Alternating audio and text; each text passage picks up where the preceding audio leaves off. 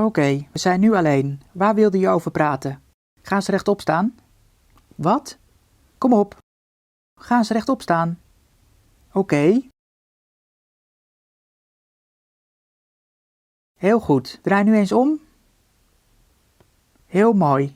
Mag ik nu je buikje eens zien? Gast, what the fuck? Je bent gek. Op YouTube is weer eens een gevaarlijke trend gaande. Naast verstikkingsspelletjes en hyperventilatie zoeken kinderen nu opzettelijk contact met pedofielen. Het doel is om ze te filmen en ze belachelijk te maken. Ze denken heel naïef dat de pedofiel er dan wel mee ophoudt. Doe dat niet. Een pedofiel kan ook via internet schade aanrichten zonder dat je het zelf doorhebt.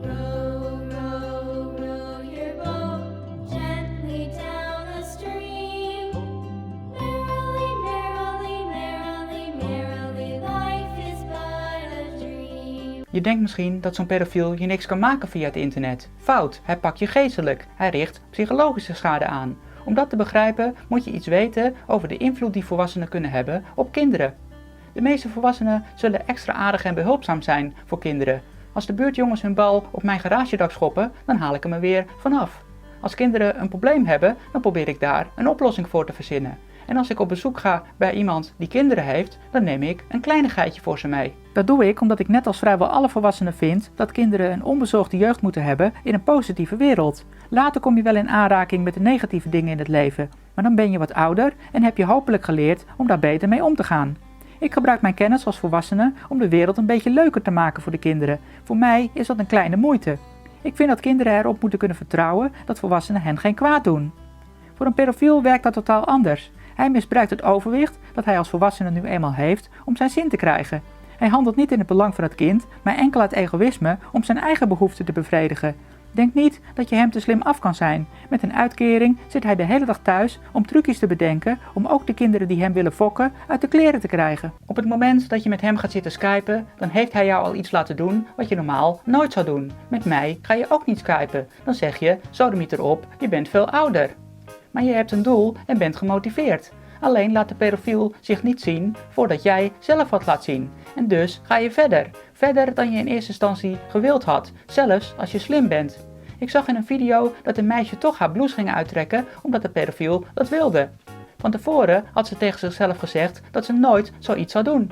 Gelukkig had ze nog een t-shirt eronder aan, zodat er niks zichtbaar was. Maar de pedofiel is er blijkbaar toch ingeslaagd om haar iets te laten doen wat haar grenzen overschreed. Je denkt misschien dat het onschuldig is, omdat je slechts iets hebt laten zien wat iedereen mag zien. Maar dat kan grote gevolgen hebben.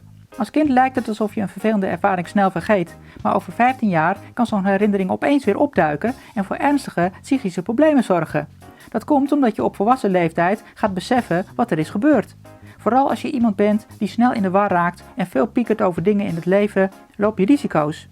Zodra het contact is gelegd, ben je te chanteren. Zo'n pedofiel loopt altijd te filmen en het feit dat je in beeld bent, is al genoeg. Je wilt toch niet dat je ouders of klasgenoten erachter komen dat je met oude mannen loopt te chatten? Zo'n pedofiel wil het wel jullie geheimpje houden, mits je natuurlijk nog meer laat zien. Voordat je het weet, sta je op hem te wachten op een station. Gewoon niet aan beginnen. Echt niet. Achteraf loop je het risico dat hij je blijft lastigvallen. Hij kan je vrienden benaderen en zeggen dat jij vrijwillig met hem omgaat. Hij kan je video bij YouTube rapporteren, zodat je een strijk krijgt. Ook kan hij zelf een video over jou maken, waarin hij seksuele toespelingen maakt en aandacht blijft zoeken. Zoek geen contact met rare mensen, ook niet voor de grap. Waarom zou je ook? Er zijn toch genoeg leuke mensen te vinden? Heb geen geheimen voor je ouders. Doe alleen dingen op internet die je ook aan je ouders durft te laten zien. Leg ze gewoon eens uit wat je allemaal op internet aan het doen bent. Dan kom je ook eens te weten hoe een ander erover denkt.